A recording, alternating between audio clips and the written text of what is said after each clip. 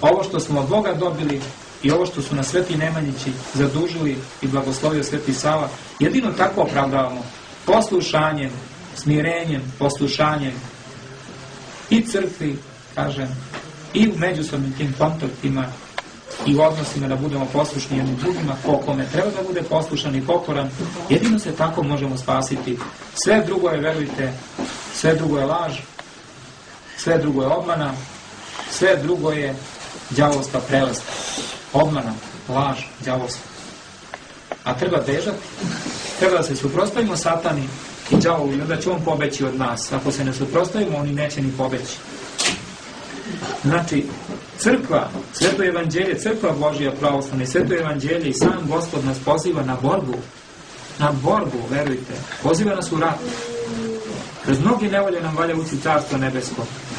I tamo nam govori da najprištemo Carstva nebeskoga i pravde Božije njegove, a sve ostalo će nam se pridodati. Da ne bude obrnuto, ne daj Bože. Da ne preteramo, verujte, sa pričom, pričali smo podugo i poučno. Pa eto, vi sudite i prosudite i snimili ste tu.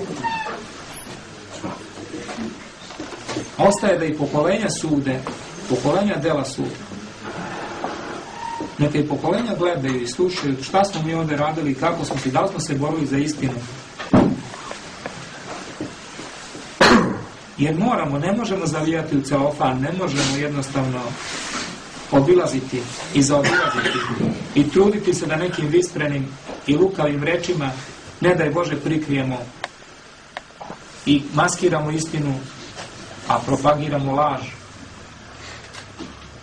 i prelesku kakvu demonsku, našu samovoljnu demonsku,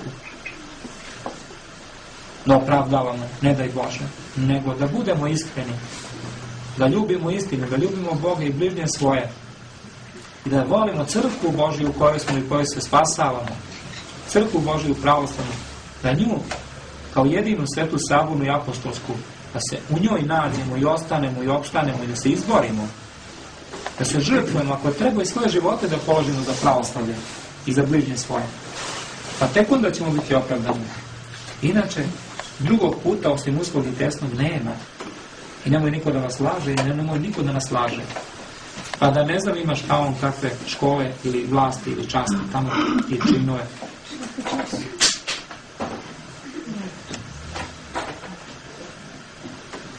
Nismo, kažem, nismo i vi koji ste u crkvi i vi kao narod Božiji, kao deca svetosavska, duhovna, treba da pružite, da date svoj udeo u borbi za istinu, za pravdu, za sve to predanje. Treba. Pozvani ste. Poziva Sveti Sava i Sveti velikomučenik car Lazar i Sveti novomučenik beogradski đakon Avahum, velikomučenik i stradalnik. Oni nas pozivaju i obavezuju. Iako se ne odazovemo, teško nam. Njih da slušamo, njima da sledimo. I onda neće biti za nas. Neće za nas biti zatvoreno Carstvo nebesko. Nećemo biti daleko od spasenja, nećemo, što kažem, nećemo dopasti konačne propasti.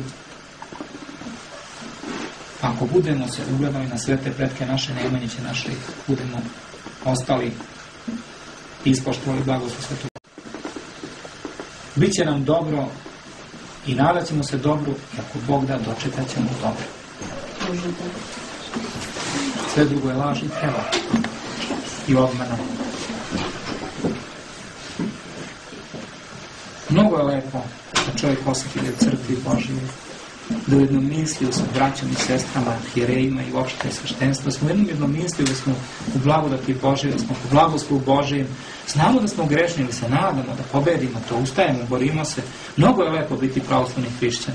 Mnogo, mnogo lepo. Nema veće časti. Nema veće radosti nego služiti Bogu u pravdi, istinu, u svetom predanju. Ovako saborno. Ovako saborno. Svi u crkvi Božijoj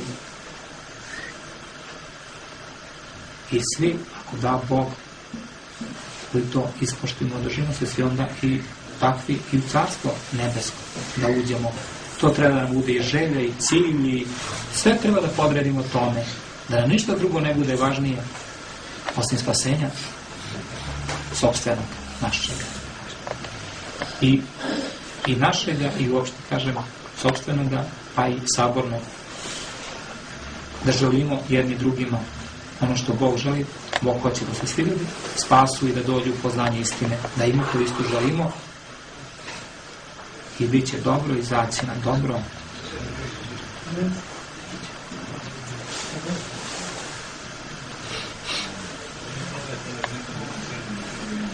Thank you.